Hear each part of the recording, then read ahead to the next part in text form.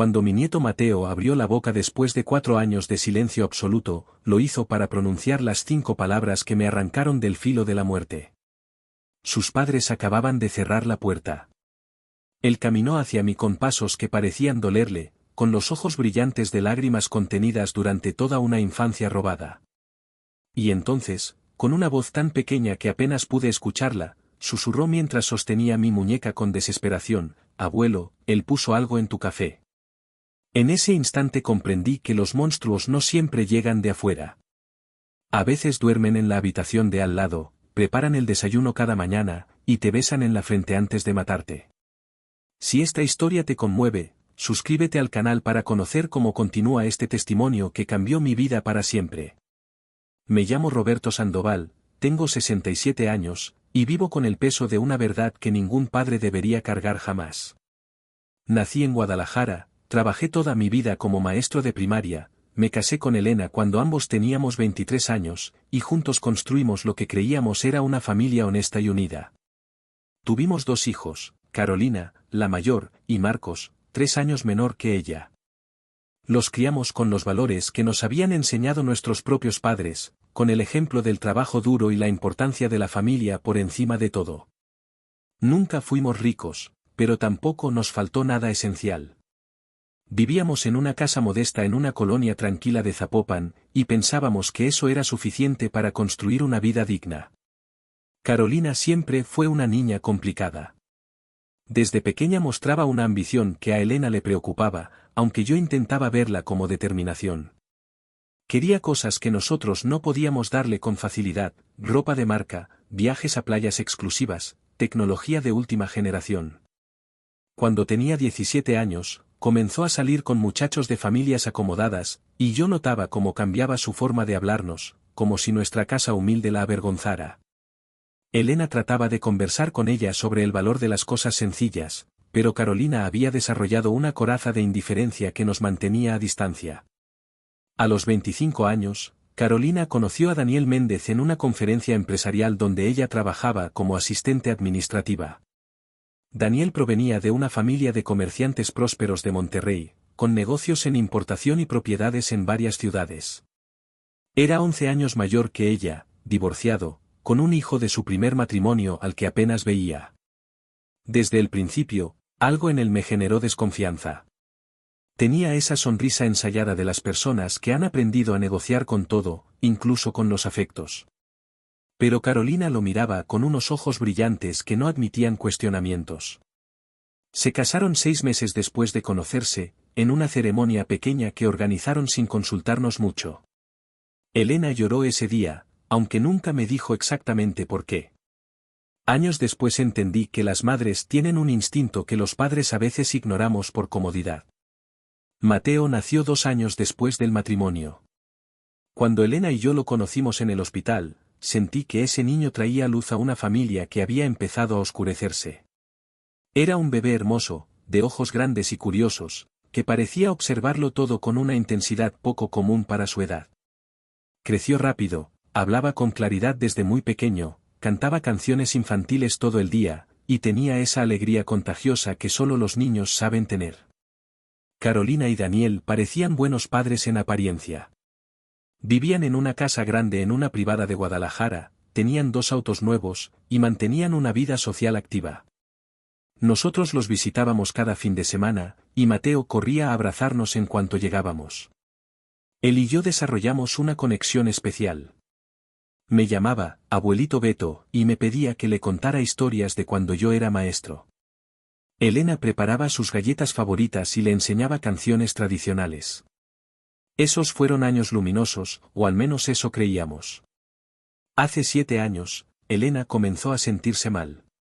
Al principio pensamos que era cansancio natural de la edad, fatiga acumulada de tantos años trabajando.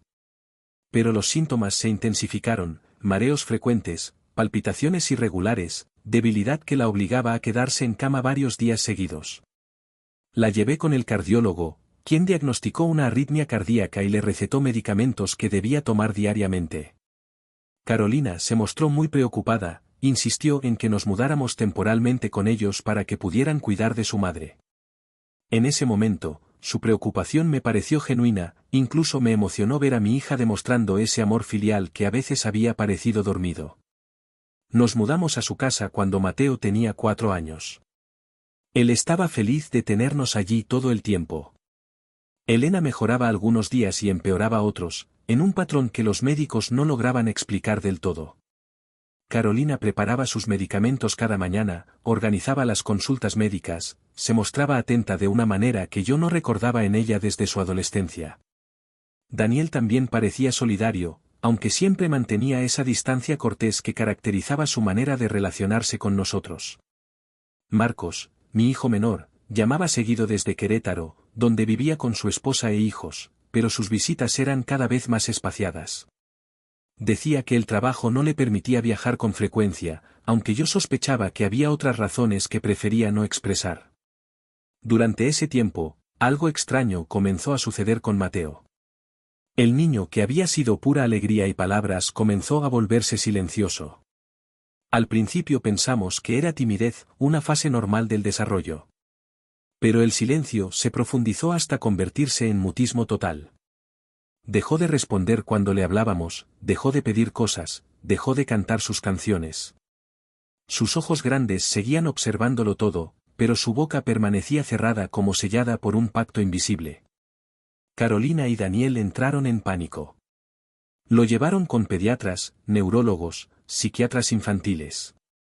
Le hicieron todo tipo de estudios. El diagnóstico fue mutismo selectivo severo, posiblemente causado por algún trauma que los especialistas no lograban identificar. Los tratamientos no funcionaban. Mateo simplemente había decidido no hablar, y nadie entendía por qué. Elena se angustiaba muchísimo por su nieto.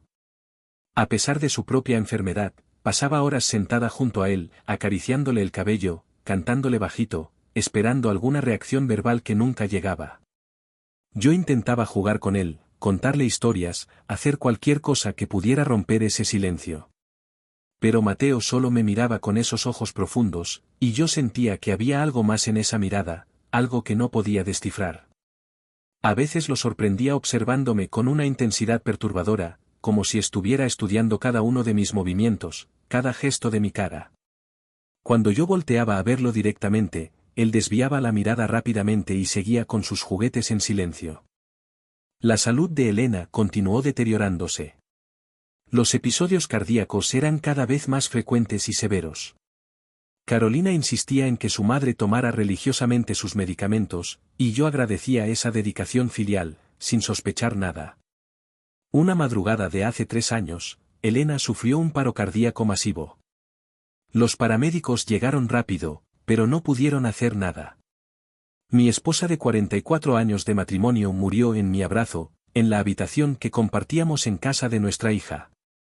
El médico forense certificó muerte por insuficiencia cardíaca aguda, consistente con su historial médico. No hubo autopsia. No hubo preguntas. Solo hubo un dolor tan devastador que me dejó vacío durante meses. Mateo, que entonces tenía 5 años, estuvo presente en el funeral. Permaneció en silencio, como siempre, pero había algo diferente en su manera de mirarme ese día. Sus ojos parecían cargados de una tristeza que iba más allá de lo que un niño de esa edad debería poder comprender. Se acercó a mí durante el velorio y tomó mi mano con fuerza. No dijo nada, porque llevaba un año entero sin hablar, pero apretó mis dedos con una intensidad que me hizo pensar que estaba tratando de comunicarme algo que no podía expresar. Yo simplemente lo abracé y lloré con él en silencio, 2 personas unidas por el dolor y por un secreto que solo uno de nosotros conocía. Después del funeral, Carolina y Daniel insistieron en que me quedara viviendo con ellos de manera permanente. Argumentaron que estaba solo, que la casa de Zapopan me traería demasiados recuerdos dolorosos, que Mateo me necesitaba y yo lo necesitaba a él. Acepté porque realmente no tenía fuerzas para resistirme. Mi vida se había convertido en una rutina gris de la que participaba sin estar realmente presente. Me levantaba, desayunaba lo que Carolina preparaba, pasaba horas sentado en el jardín mirando la nada, y me iba a dormir temprano para no tener que enfrentar las horas vacías del día. La pensión de maestro jubilado y los ahorros que Elena y yo habíamos acumulado durante décadas estaban en cuentas bancarias que apenas revisaba. La casa de Zapopan quedó cerrada, esperando un regreso que yo no tenía energía para planear. Mateo continuaba sin hablar. Ya llevaba 2 años sumido en ese silencio inexplicable. Los médicos comenzaban a perder esperanzas de que recuperara el habla algún día. Carolina lloraba en las consultas, se desesperaba con los psicólogos que no encontraban soluciones, gastaba fortunas en terapias alternativas que prometían milagros y no entregaban nada. Yo la veía sufrir por su hijo y sentía una mezcla extraña de compasión y desconcierto. Esa mujer que durante su juventud había parecido tan centrada en lo material ahora se mostraba genuinamente destrozada por la condición de Mateo. Daniel también participaba en todo, pagaba cualquier tratamiento sin quejarse del costo, hablaba con especialistas de otros países, buscaba respuestas donde no las había. Desde fuera, parecían padres dedicados enfrentando una tragedia incomprensible. Durante esos años, desarrollé una relación silenciosa pero profunda con mi nieto. Como él no hablaba y yo no tenía mucho que decir después de perder a Elena, pasábamos tardes enteras juntos en una comunicación no verbal que nos bastaba a ambos. Yo le leía libros en voz alta, y él escuchaba con atención absoluta. Armábamos rompecabezas en el suelo de la sala. Salíamos a caminar por el parque cerca de la casa. Mateo había aprendido a expresarse con gestos mínimos, un toque en mi brazo cuando quería que lo acompañara a algún lugar, una inclinación de cabeza cuando asentía a algo, una mirada particular cuando algo le preocupaba.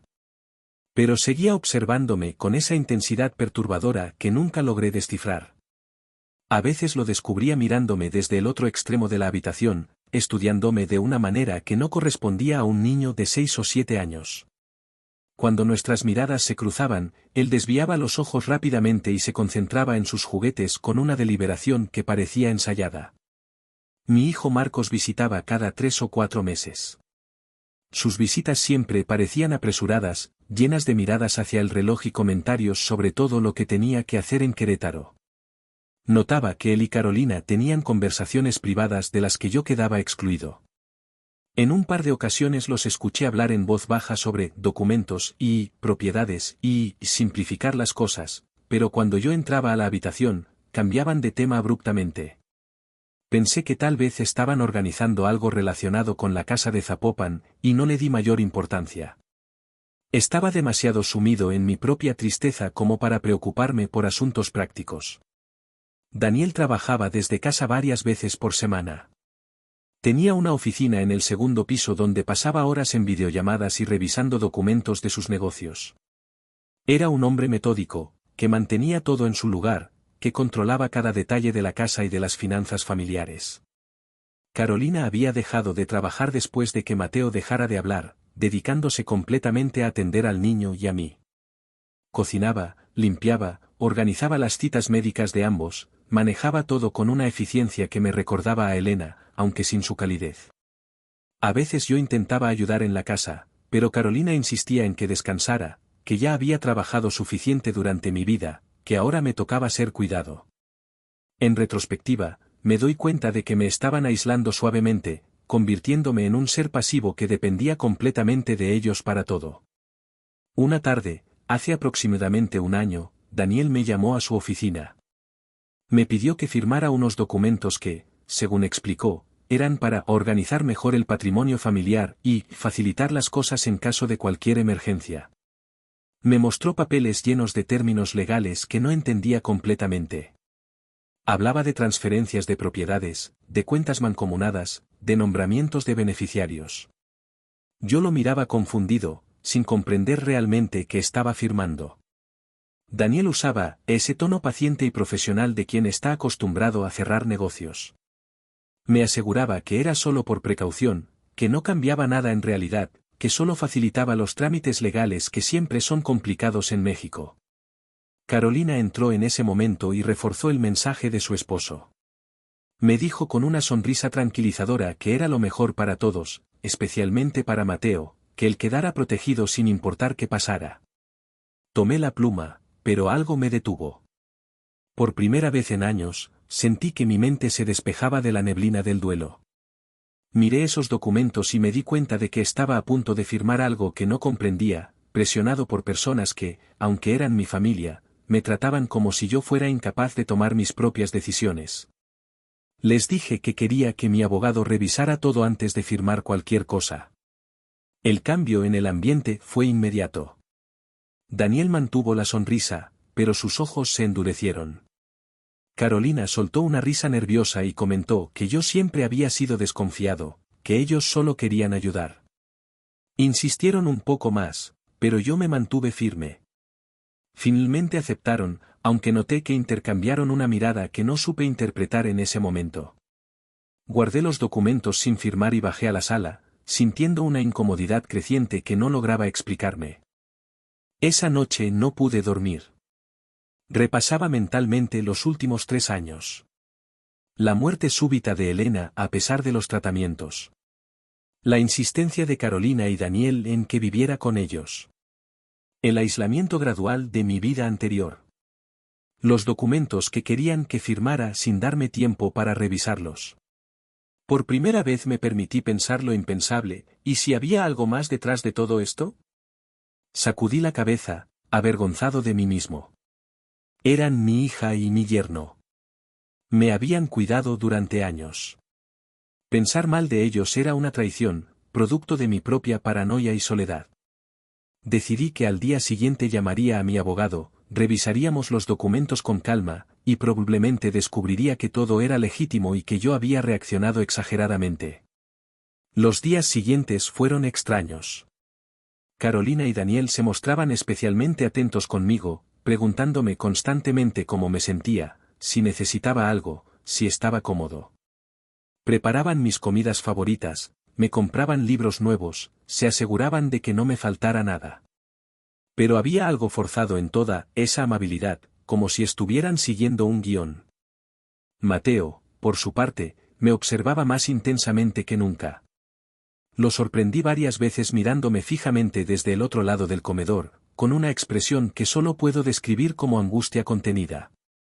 Una vez intenté hablarle sobre lo que veía en sus ojos.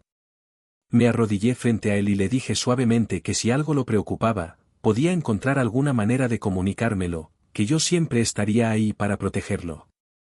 Él me miró durante largos segundos, y por un momento creí que iba a romper su silencio.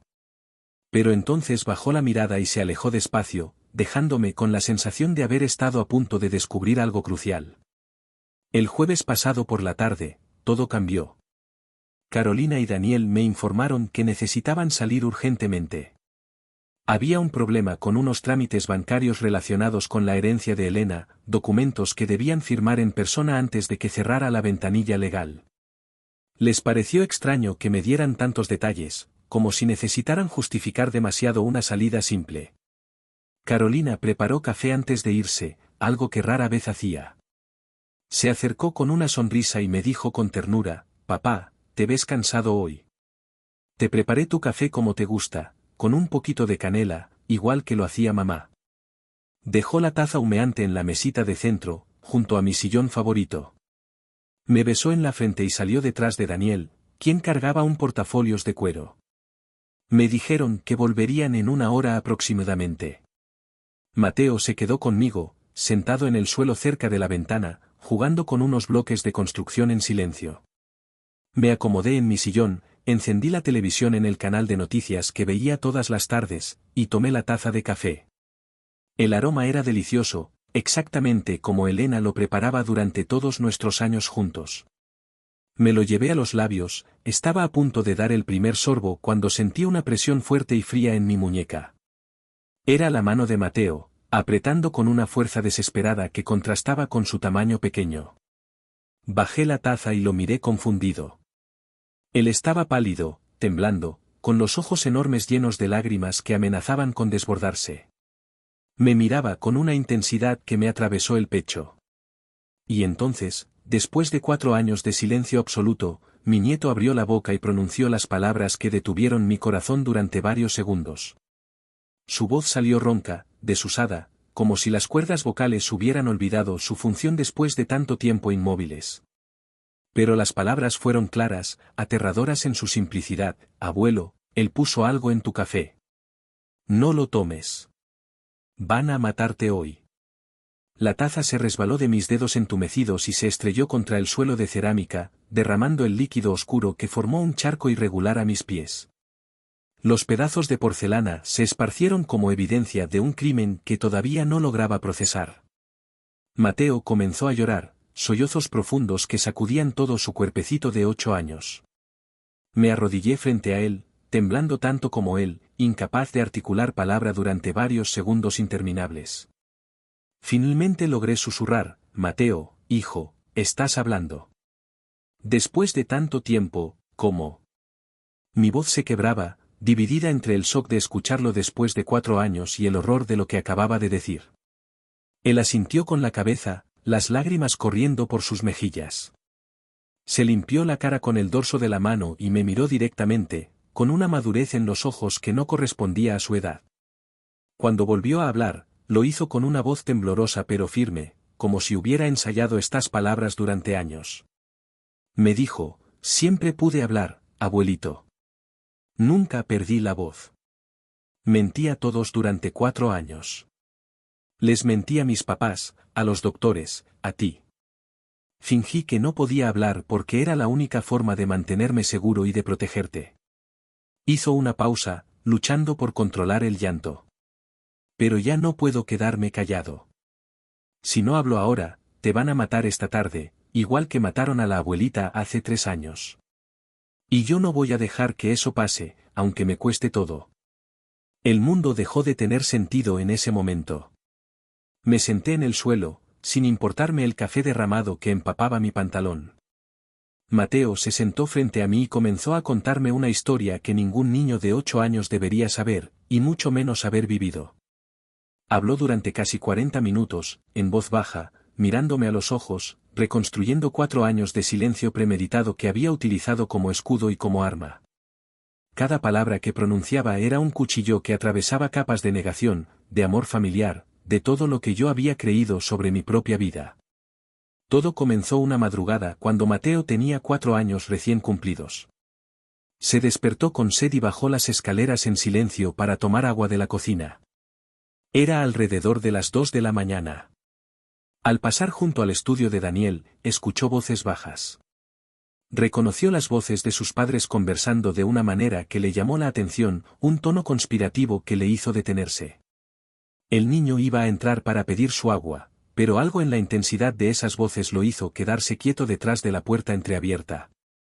Lo que escuchó esa noche le destruyó la inocencia para siempre. Carolina hablaba con una frialdad que Mateo nunca le había escuchado: tiene que ser lento, Daniel. Nadie puede sospechar nada. Mi mamá ya está enferma del corazón de verdad, si empeora un poco más rápido, todos van a pensar que fue natural. Y después de ella, mi papá. Con los dos fuera del camino, todo es nuestro. La casa de Zapopan vale mucho, y tiene esos ahorros de maestro que juntó durante décadas. Marcos ya acordó con nosotros, él también quiere su parte. Daniel respondió con voz práctica, como quien discute un plan de negocios: tengo acceso al arsénico a través de un contacto en una empresa de fumigación. Dosis pequeñas, mezcladas en sus medicamentos. Va a parecer que su corazón finalmente cedió. Nadie va a hacer autopsia a una mujer de 64 años con historial cardíaco documentado. Mateo me contó que en ese momento no entendía todas las palabras que estaban usando. Tenía solo 4 años, su vocabulario era limitado. Pero entendió lo esencial: sus padres, las personas que se suponía debían cuidarlo y amarlo, estaban planeando lastimar a la abuela y al abuelo. La palabra matar no estaba en su comprensión consciente todavía, pero el tono, la frialdad, el secreto, todo le transmitió que algo terrible estaba sucediendo. Se quedó paralizado detrás de esa puerta durante varios minutos más, escuchando cómo sus padres refinaban los detalles del plan. ¿Cuándo empezar?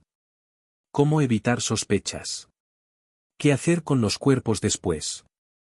Discutían sobre la vida de Elena y la mía con la misma desapasionada eficiencia con que se planea la compra de un auto. Cuando finalmente logró moverse, Mateo subió las escaleras tan silenciosamente como había bajado, entró a su habitación y se metió bajo las cobijas temblando. No durmió el resto de esa noche. Su mente de 4 años trataba de procesar lo imposible: que mamá y papá, que lo abrazaban y le leían cuentos antes de dormir, eran capaces de algo tan horrible. Durante los días siguientes, observó todo con ojos nuevos. Veía a Carolina preparar los medicamentos de Elena cada mañana. Veía a Daniel bajar al sótano con una pequeña bolsa negra que guardaba en su caja de herramientas. Veía cómo sus padres se comportaban con normalidad frente a todos, sonriendo, siendo amables, mientras por dentro planeaban un asesinato. Mateo intentó decirle algo a Elena una vez. Se acercó a ella mientras preparaba galletas en la cocina y con su vocabulario infantil intentó advertirle: abuelita, mami y papi van a hacer que te duela. Quieren que te pongas muy malita. Elena, por supuesto, tomó las palabras como la imaginación activa de un niño pequeño. Se rió con ternura, lo abrazó y le explicó que a veces los niños tienen pesadillas o confunden las cosas, pero que mamá y papá amaban mucho a la abuelita y nunca le harían daño. Mateo vio en ese momento que nadie le creería. Era demasiado pequeño. Sus palabras no tenían peso. Los adultos lo verían como un niño asustado con pesadillas, nada más. Fue entonces cuando ese niño de 4 años tomó la decisión más inteligente y más devastadora de su vida. Si seguía hablando, sus padres eventualmente se darían cuenta de que había escuchado algo. Y si lo descubrían, él también estaría en peligro. Pero si dejaba de hablar completamente, se convertiría en invisible. Los adultos hablan abiertamente frente a niños que no hablan, porque asumen que no entienden, no procesan, no representan amenaza. Mateo decidió fingir un mutismo tan profundo y convincente que engañara incluso a especialistas médicos. Y lo logró. Durante 4 años enteros, sostuvo esa mentira con una disciplina que muchos adultos no podrían mantener. Me contó que fue horrible. Cada día tenía que recordarse a sí mismo que no podía hablar, ni siquiera cuando estaba solo en su cuarto, porque podría desarrollar el hábito y cometer un error. Cada vez que quería pedir algo, tenía que comunicarse por gestos. Cada vez que sentía miedo o tristeza y quería llamar a alguien, tenía que contenerse. Veía el dolor en los ojos de Carolina cuando los médicos decían que no había mejora. Veía la frustración de Daniel gastando fortunas en tratamientos. Y una parte de él sentía culpa por engañarlos, pero otra parte más fuerte sabía que ese engaño era su única arma, su única forma de sobrevivir y de protegerme. Durante esos 4 años, Mateo observó todo. Aprendió los patrones de comportamiento de sus padres. Descubrió dónde guardaban cosas, cuando conversaban sobre el plan, cómo actuaban diferente cuando creían que nadie los veía. Desarrolló una capacidad de observación casi sobrenatural para un niño tan pequeño. Me mostró, durante esa conversación en el suelo de la sala, un nivel de detalle que me heló la sangre. Sabía exactamente dónde Daniel guardaba el arsénico, en el sótano, dentro de su caja de herramientas grande, en un frasco que tenía una etiqueta falsa de lubricante WD-40. Sabía que Carolina lo mezclaba en los medicamentos de Elena usando una jeringa pequeña sin aguja. Sabía que Marcos llamaba cada semana preguntando, ¿cuándo va a pasar?, y que Carolina siempre respondía, pronto, ten paciencia. Mateo vio cómo Elena empeoraba gradualmente. Vio los episodios cardíacos volverse más frecuentes y severos. Intentó sabotear el plan en pequeñas formas, derramaba accidentalmente los medicamentos, escondía las jeringas que encontraba. Una vez incluso intentó tirar el frasco del sótano al inodoro, pero no pudo abrirlo porque la tapa estaba muy apretada para sus manos pequeñas. Pero no fue suficiente. Elena murió hace 3 años, y Mateo, con apenas 5 años, supo exactamente qué había sucedido. Cargó con esa culpa devastadora, la culpa de no haber podido salvar a su abuela a pesar de conocer el plan. Pero no se rindió conmigo. Siguió fingiendo, siguió observando, manteniendo su papel de niño mudo traumatizado mientras por dentro era un vigía constante. Me protegía de la única forma que sabía, manteniéndose invisible para poder ver y escuchar todo. Durante 3 años más, soportó terapias inútiles, estudios médicos, la preocupación fingida de sus padres, todo mientras acumulaba información que algún día podría usar para salvarme. Mateo me explicó que durante el último año había notado cambios preocupantes. Carolina y Daniel hablaban cada vez más abiertamente sobre terminar con lo de mi papá, especialmente después de que yo me negué a firmar los documentos. Escuchó conversaciones donde mencionaban que yo estaba empezando a hacer preguntas incómodas, que era mejor acelerar las cosas antes de que decidiera hablar con un abogado o con alguien fuera de la casa. Marcos presionaba por teléfono, diciendo que él necesitaba su parte de la herencia para resolver problemas financieros en Querétaro. El plan había entrado en una fase más urgente, más peligrosa. Esa mañana del jueves, Mateo vio algo que lo aterró. Observó desde la escalera cómo Carolina preparaba mi café con un cuidado excesivo, mirando hacia todos lados como quien hace algo prohibido. La vio sacar de su bolso un frasco pequeño, el mismo que había usado con Elena años atrás, y verter varias gotas en la taza. No fue la dosis pequeña y gradual que habían usado con mi esposa. Fue una cantidad considerable, visible incluso desde donde Mateo estaba escondido. En ese momento, él comprendió que ya no se trataba de un envenenamiento lento. Era definitivo. Era ese mismo día. Pasó los siguientes minutos en pánico absoluto. Había mantenido el silencio durante 4 años para ser el observador invisible, para acumular información, para protegerme sin revelar que sabía. Pero ahora la observación ya no servía de nada. Si no hablaba en ese preciso momento, yo moriría en cuestión de minutos después de beber ese café. Tenía que elegir entre mantener su tapadera de seguridad o salvarme la vida. Y eligió. Eligió romper 4 años de silencio, de sacrificio, de disciplina imposible. Eligió arriesgarse a todo con tal de que yo viviera. Después de que Mateo terminó de contarme toda la historia, nos quedamos sentados en el suelo durante varios minutos en silencio. Yo lloraba sin control, abrazando a ese niño que había sacrificado su infancia entera para protegerme. Finalmente logré reaccionar. Con manos temblorosas, intenté marcar a la policía pero estaba temblando demasiado. Mateo tomó mi teléfono con una calma que no debería tener un niño de 8 años y marcó el número de emergencias. Habló con el operador con claridad sorprendente, explicó que necesitábamos ayuda urgente, dio la dirección exacta. Cuando el operador preguntó qué tipo de emergencia, Mateo respondió con voz firme: mi mamá y mi papá están tratando de matar a mi abuelo. Envenenaron su café. Tengo evidencia. Mientras esperábamos que llegara la policía, Mateo me llevó al sótano. Me mostró exactamente dónde estaba el frasco de arsénico, escondido tal como él había descrito. Tomé fotografías con mi teléfono. Guardamos el café derramado en una bolsa plástica sellada, recogiendo incluso los pedazos de la taza rota. Mateo me guió por la casa como si fuera un detective profesional, mostrándome dónde Carolina guardaba las jeringas que usaba, donde Daniel tenía documentos bancarios que mostraban transferencias sospechosas. La precisión de ese niño era aterradora. Había observado, memorizado y guardado cada detalle durante años. Cuando llegó la policía, 40 minutos después, encontraron a un anciano de 67 años en shock y a un niño supuestamente mudo hablando con claridad perturbadora. Les costó creerlo al principio. Pensaron que tal vez era algún malentendido, una confusión de un niño imaginativo. Pero Mateo les explicó todo con un nivel de detalle imposible de inventar. Les mostró el frasco. Les contó sobre la muerte de Elena. Les dio fechas específicas, conversaciones palabra por palabra, patrones de comportamiento. Los oficiales se miraban entre ellos, evidentemente choqueados por lo que estaban escuchando de un niño de 8 años. Carolina y Daniel regresaron 1 hora después de haber salido. Los recibieron 6 patrullas y más de 10 oficiales.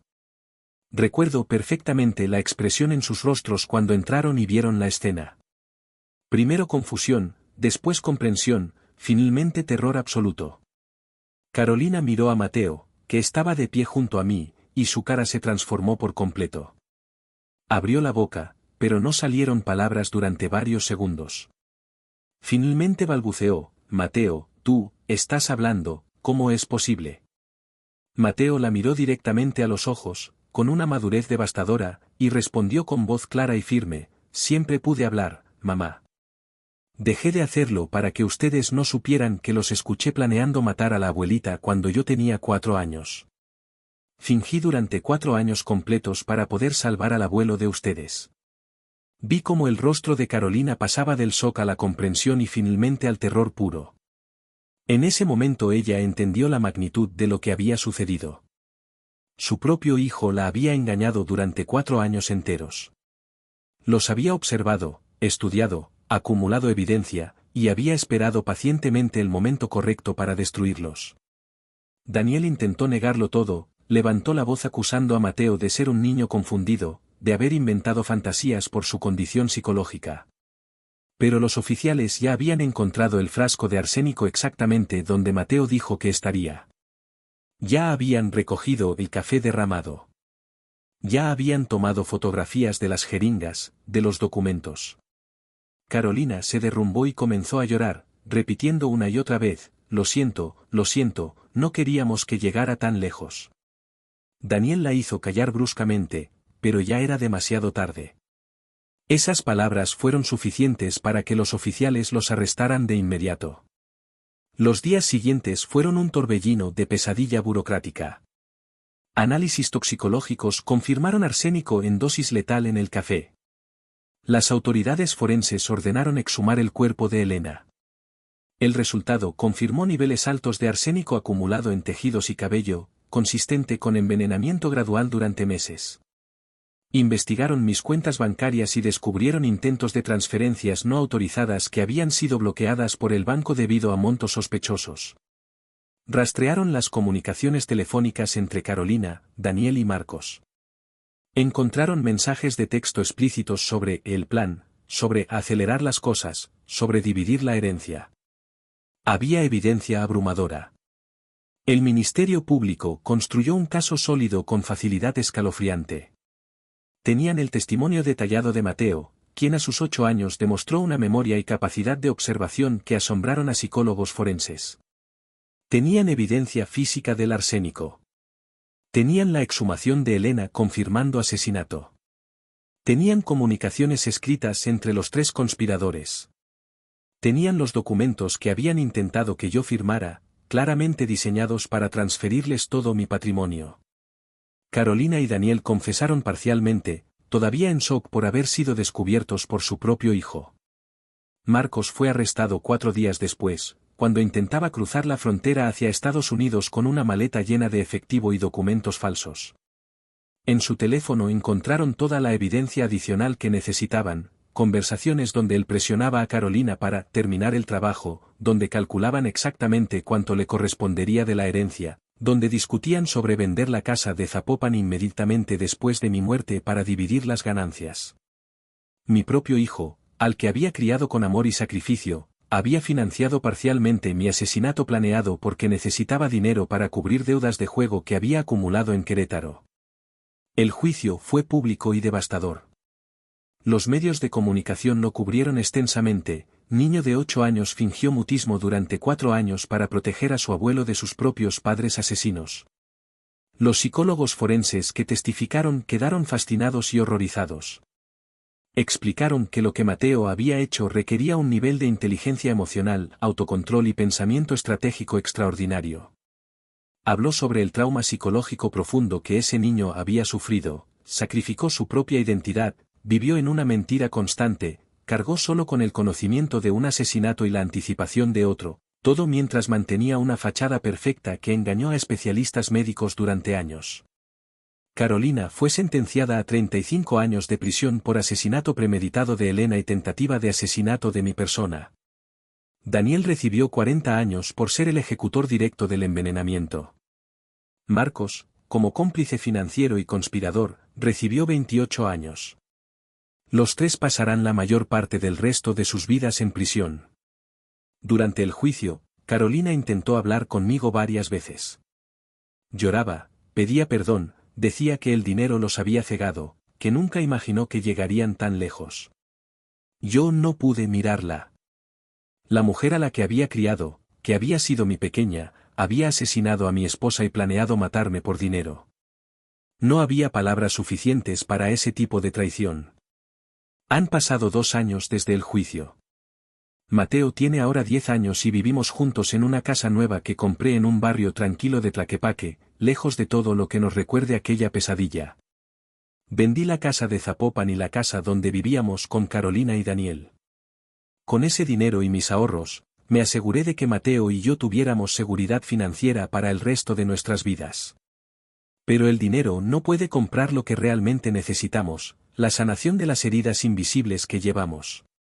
Mateo habla ahora, pero no es un niño normal y tal vez nunca lo será. Perdió 4 años críticos de desarrollo social y emocional.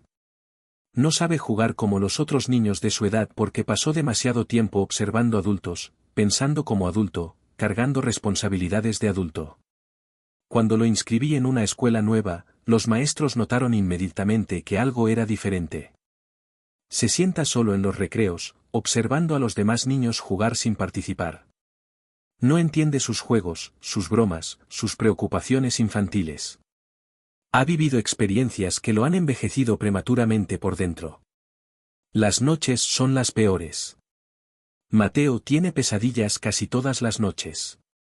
Se despierta gritando, reviviendo la escena donde escuchó a sus padres planear asesinatos, o el momento donde vio a Carolina envenenar a Elena, o el pánico que sintió cuando tuvo que elegir entre mantener su silencio protector o salvarme.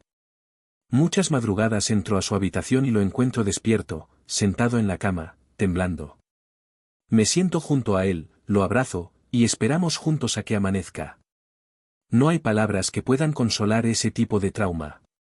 Desarrolló hipervigilancia severa, un síntoma que su psicóloga explica como resultado de haber tenido que estar constantemente alerta durante 4 años. Observa cada detalle de su entorno, analiza el comportamiento de cada persona que conocemos, busca patrones sospechosos donde no los hay. Cuando vamos al supermercado, lo veo estudiando a los cajeros, a los otros compradores, como si tratara de descifrar quién podría ser una amenaza. Cuando alguien nuevo nos visita, Mateo se mantiene en silencio durante toda la interacción, observando cada movimiento, cada gesto, cada palabra.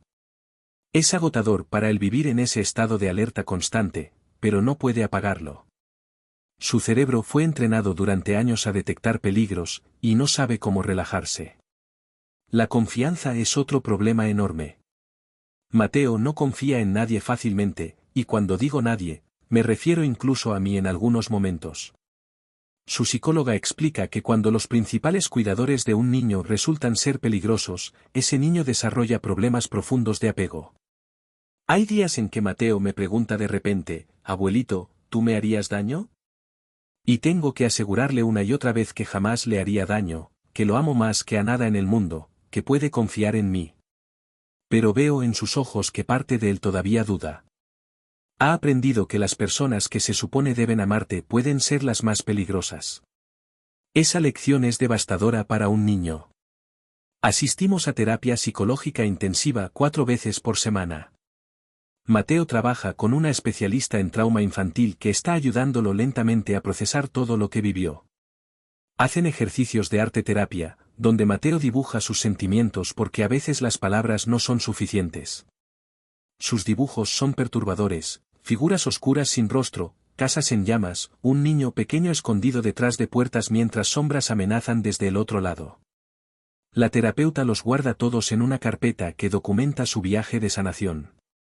Me dice que es un proceso que tomará años, posiblemente toda su vida. Algunos traumas no se curan completamente, solo se aprende a vivir con ellos.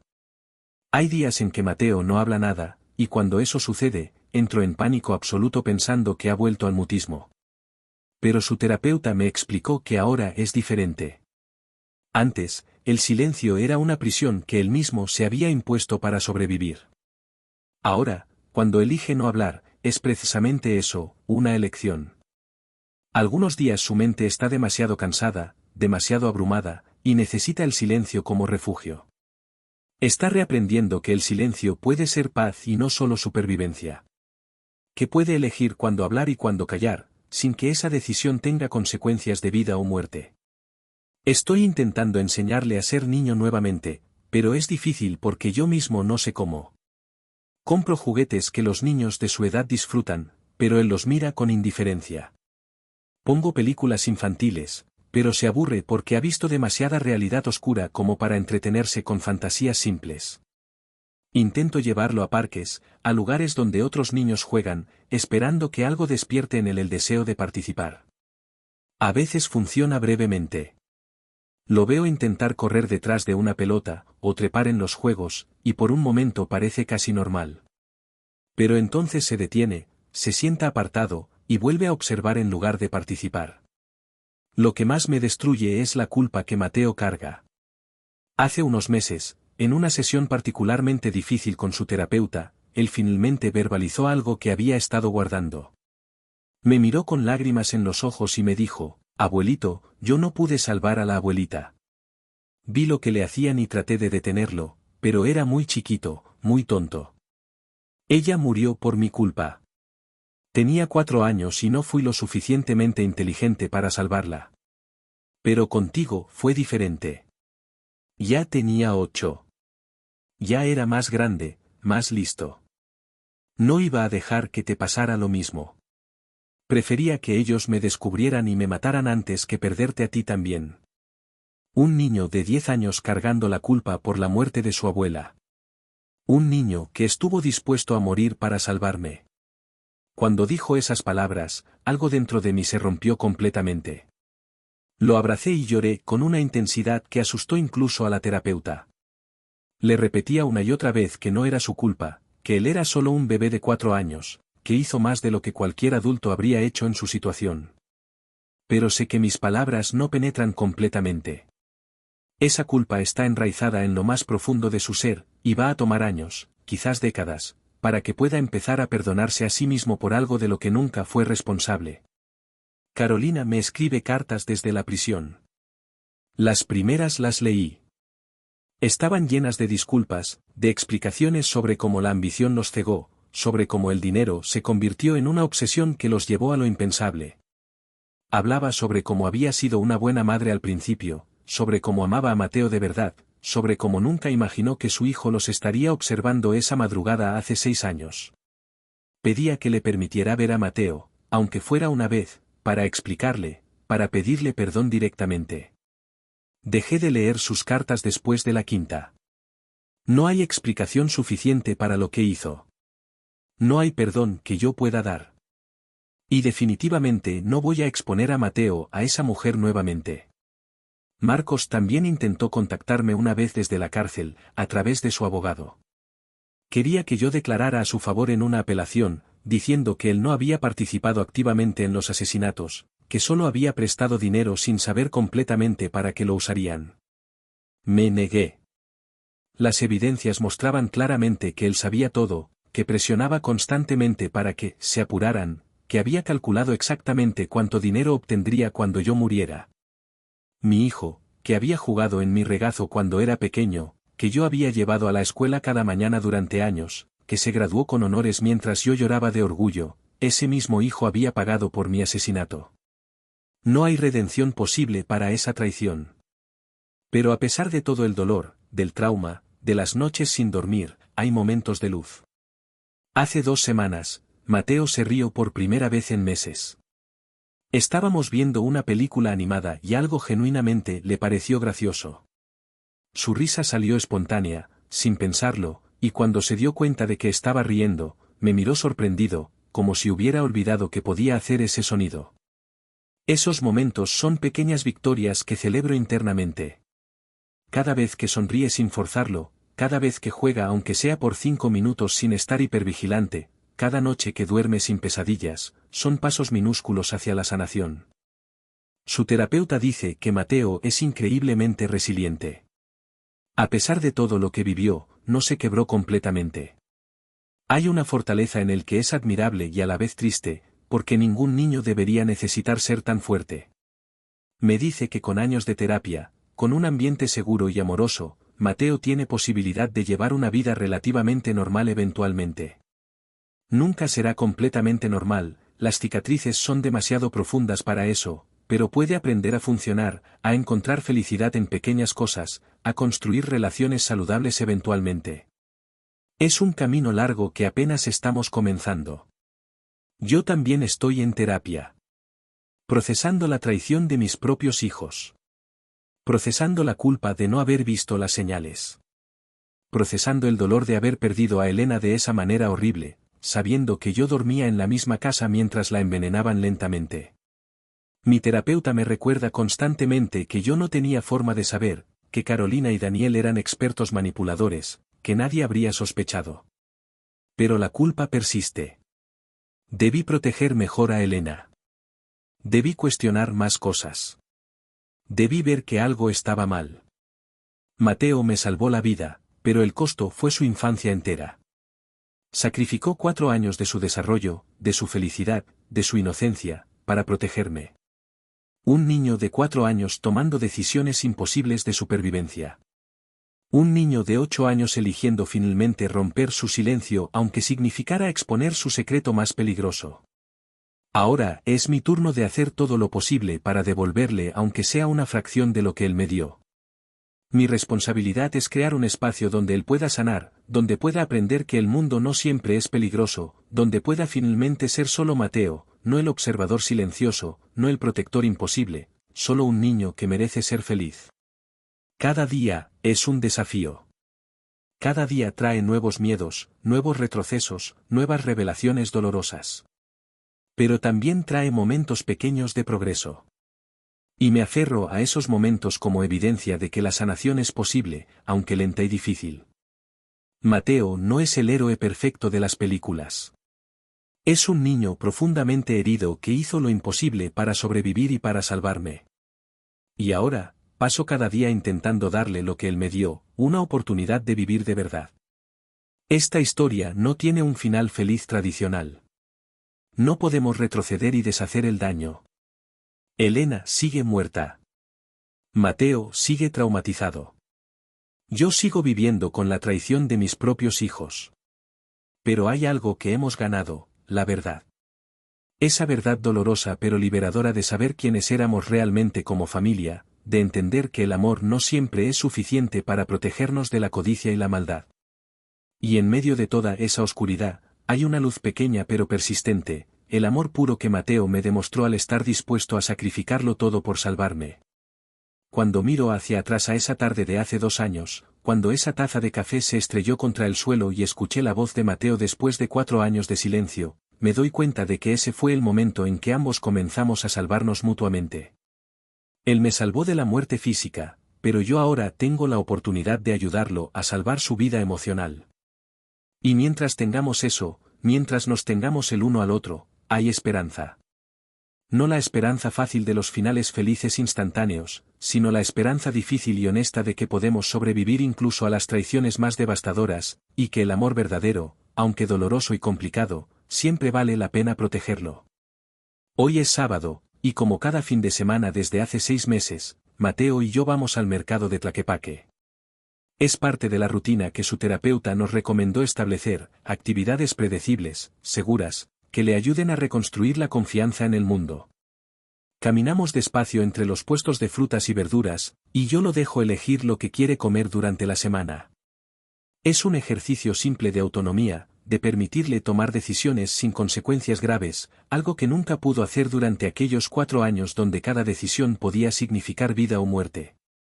Esta mañana, mientras Mateo observaba los tomates con esa concentración excesiva que aplica a todo, una señora mayor se acercó y le preguntó con amabilidad, ¿cuántos años tienes, niño?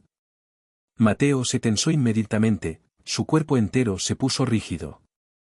Lo vi luchar internamente, decidiendo si responder o no, evaluando si esta mujer desconocida representaba algún peligro. Finalmente, después de varios segundos eternos, susurró, 10 años. La señora sonrió, le revolvió el cabello con cariño y siguió su camino, sin saber que acababa de presenciar una victoria pequeña pero significativa. Mateo había elegido hablar con un extraño. Había elegido confiar, aunque fuera solo por un momento. Cuando regresamos a casa, Mateo me ayudó a guardar las compras en silencio. Después se sentó en el suelo de la sala, en el mismo lugar donde hace 2 años se estrelló aquella taza de café envenenado, y sacó sus lápices de colores. Dibuja mucho ahora. Su terapeuta dice que es su forma de procesar emociones que todavía no puede verbalizar completamente. Me senté en mi sillón, el mismo donde casi muero sin saberlo, y lo observé trabajar en su dibujo.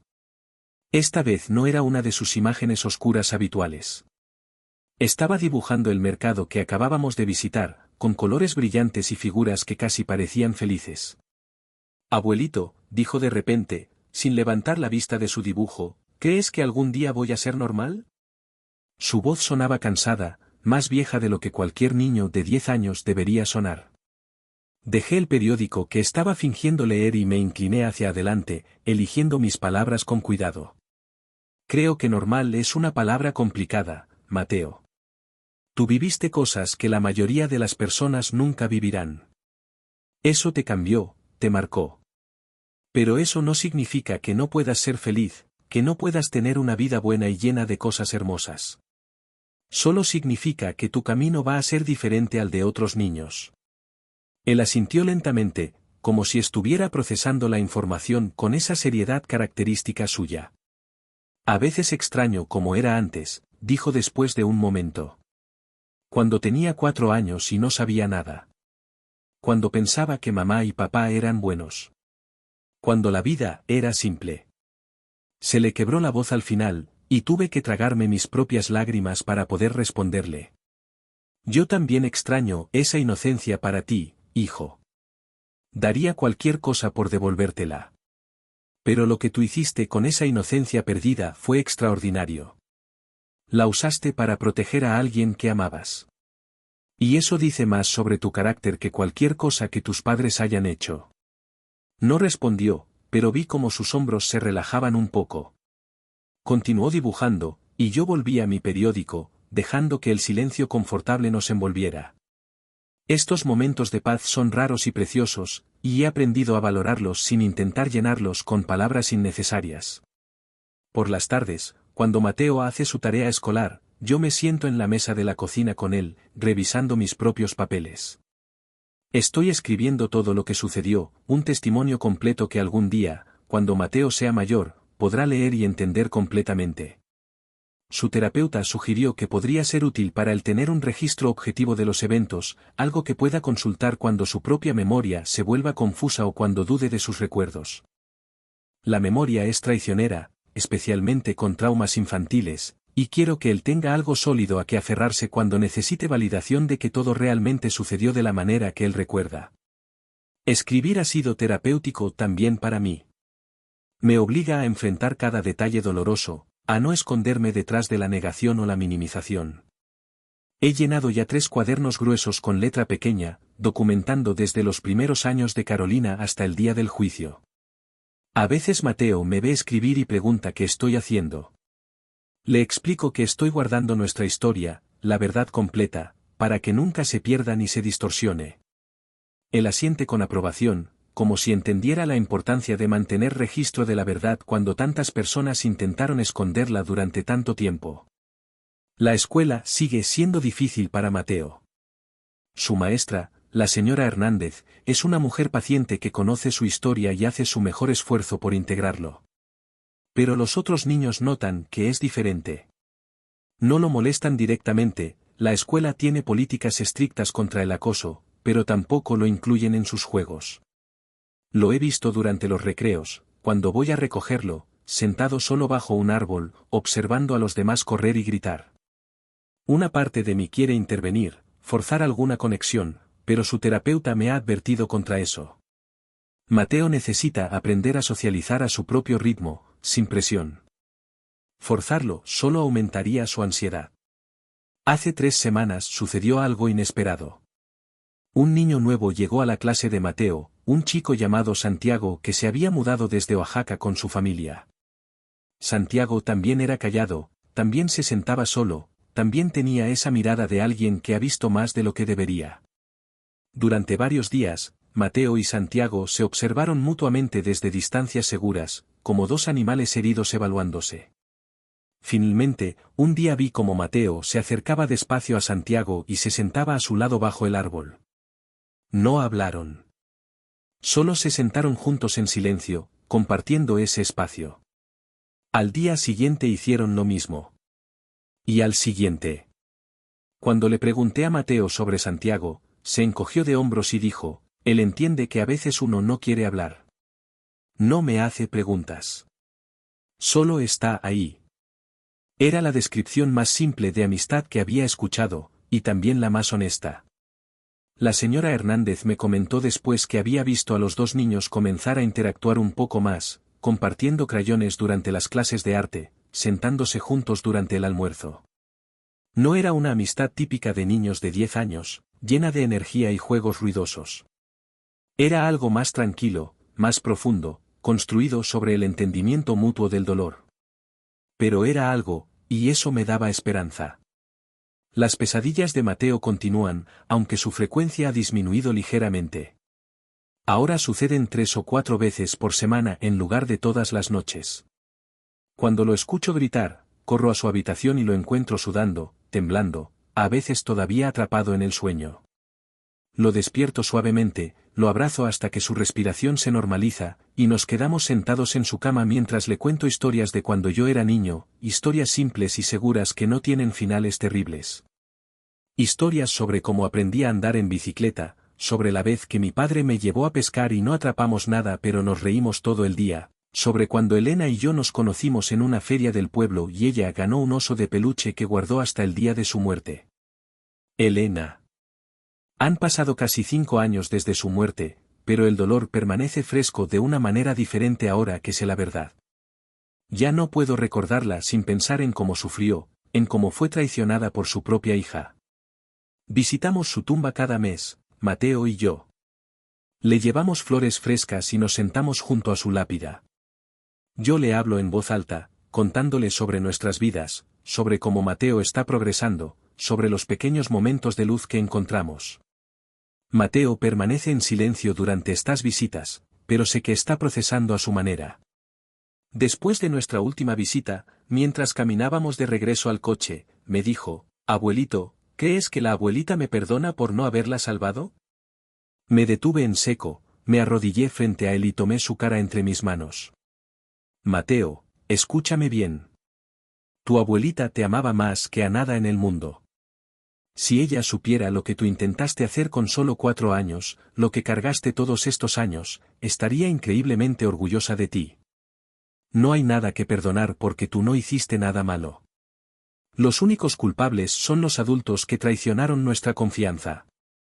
El sistema legal mexicano es lento y complicado.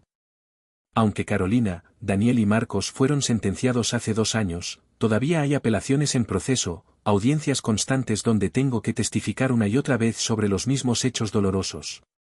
El abogado que contraté para proteger nuestros intereses me mantiene informado de cada desarrollo. Las apelaciones de Carolina y Daniel han sido rechazadas múltiples veces, pero sus abogados siguen intentando. Marcos logró una reducción de sentencia de 2 años debido a su cooperación con las autoridades, lo cual significa que podría salir de prisión cuando tenga 63 años en lugar de 65. La noticia me enfureció cuando la escuché, pero mi terapeuta me ayudó a procesarla. 2 años menos en una sentencia de casi 3 décadas no cambian nada fundamental. Marcos pasará la mayor parte del resto de su vida encerrado, y eso tendrá que ser suficiente justicia. Carolina sigue escribiéndome. Sus cartas llegan cada 2 o 3 semanas, a pesar de que nunca las respondo. Las guardo en una caja en mi armario, sin leerlas ya. Tal vez algún día, cuando Mateo sea adulto, él decida leerlas y sacar sus propias conclusiones sobre su madre. Pero ese no es mi papel decidirlo por él ahora. Lo que sí hago es asegurarme de que él sepa que tiene derecho a sentir lo que sienta sobre ella. Si quiere odiarla, tiene ese derecho. Si algún día quiere perdonarla, también. Si quiere ignorar su existencia completamente, eso también está bien. No hay una forma correcta de procesar el tipo de traición que él sufrió. Hace un mes, durante una de nuestras sesiones de terapia familiar, la doctora Ramírez nos preguntó sobre nuestros planes para el futuro. Era una pregunta simple pero que nos tomó por sorpresa a ambos. Habíamos estado tan enfocados en sobrevivir el presente que no habíamos pensado realmente en el futuro. Mateo fue quien habló primero. Quiero ser psicólogo cuando crezca, dijo con una determinación que no le había escuchado antes. Quiero ayudar a otros niños que han pasado por cosas malas.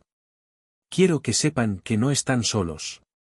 La doctora Ramírez sonrió con aprobación, pero yo tuve que contener las lágrimas. Mi nieto, que había perdido tanto, que cargaba con tanto dolor, ya estaba pensando en cómo usar su sufrimiento para ayudar a otros.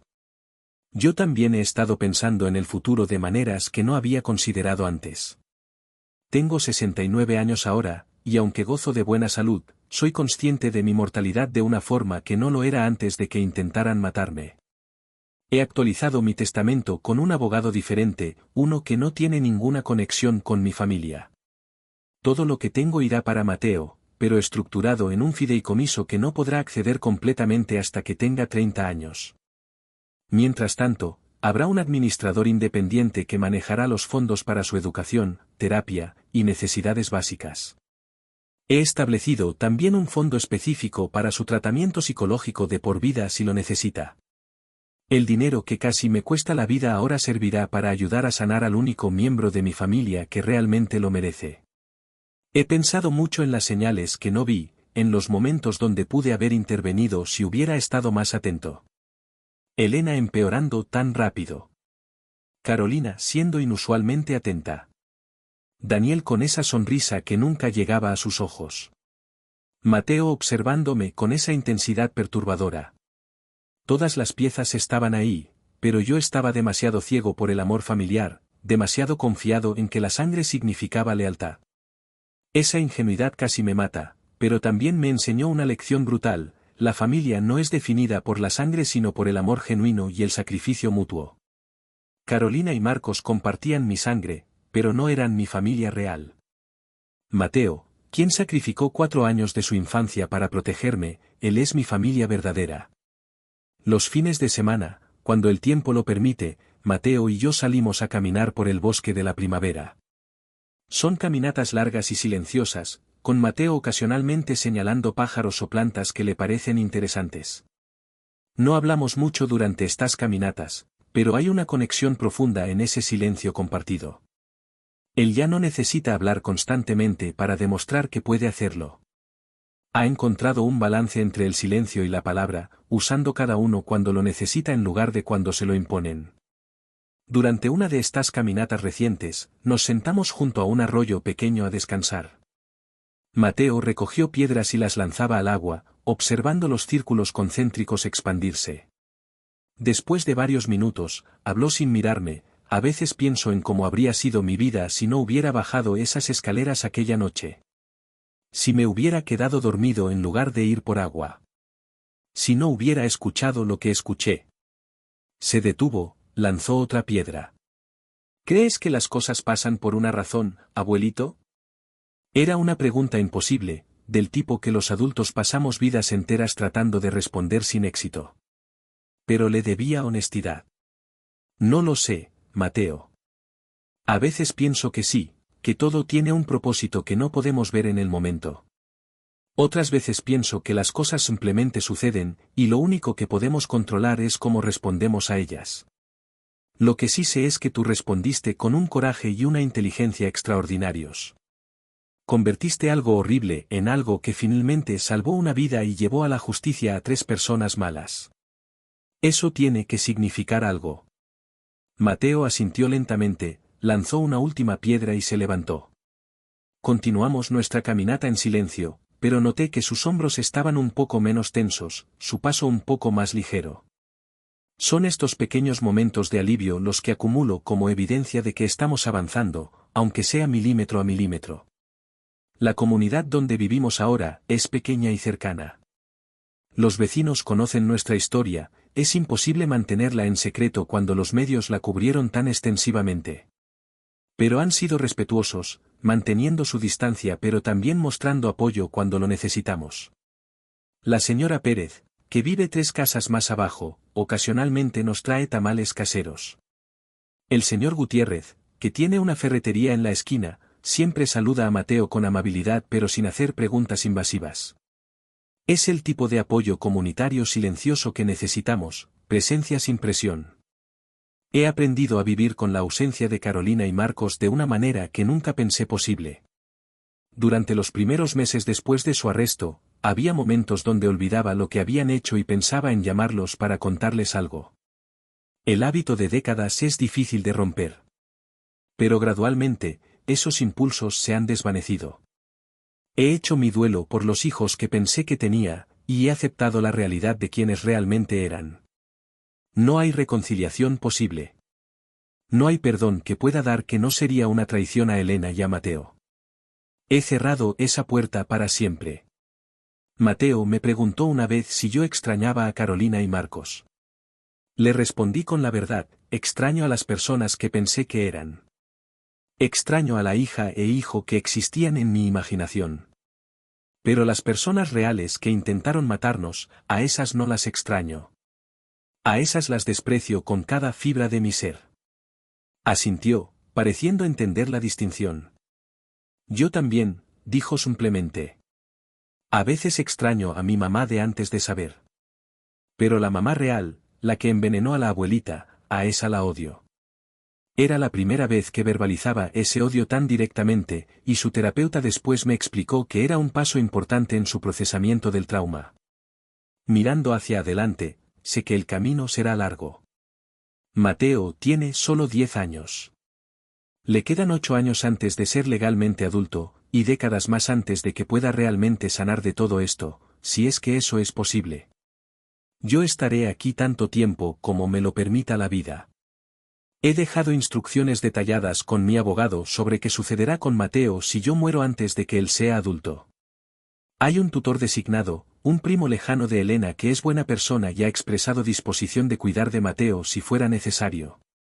Pero todos los días le pido a un Dios en el que ya no estoy seguro de creer que me permita vivir lo suficiente para ver a Mateo convertirse en adulto, para ayudarlo a navegar esos años difíciles de adolescencia con el peso que carga. Esta noche, como todas las noches, prepararé la cena mientras Mateo hace su tarea. Comeremos juntos en la pequeña mesa de la cocina, hablando de su día o permaneciendo en silencio confortable. Después, veremos algún programa de televisión apropiado para su edad, aunque sé que en realidad él está procesando cosas mucho más complejas en su mente. Lo acostaré, revisaré que las puertas estén cerradas con llave, y me quedaré despierto en la sala un rato más, por si tiene pesadillas. Es una rutina simple, ordinaria, casi aburrida. Y es exactamente lo que ambos necesitamos. Porque al final, después de todo el drama, la traición, el horror y el trauma, lo que nos está salvando a ambos es precisamente esto, la normalidad consistente y amorosa. Comidas compartidas. Caminatas silenciosas. Terapia semanal. Tareas escolares. Mercados los sábados. Pequeños momentos de risa cuando emergen naturalmente. No es la historia de recuperación dramática que los medios querían contar. Es más lenta, más difícil, más honesta. Y es real. Mateo no me salvó solo la vida física aquella tarde cuando rompió 4 años de silencio. Me salvó también de convertirme en alguien que vivía en la negación, que confiaba ciegamente sin ver la verdad. Me enseñó que el amor real a veces requiere sacrificios inimaginables, que el coraje puede venir de las fuentes más pequeñas y sorprendentes, y que la familia verdadera se define por acciones y no por sangre. Ahora es mi turno de enseñarle que después del trauma puede venir la paz, que la confianza puede reconstruirse aunque tome toda una vida, y que vale la pena seguir viviendo incluso cuando el mundo te ha mostrado su cara más oscura. Porque eso es lo que hacemos, Mateo y yo. Seguimos viviendo. Un día a la vez. Una pequeña victoria a la vez.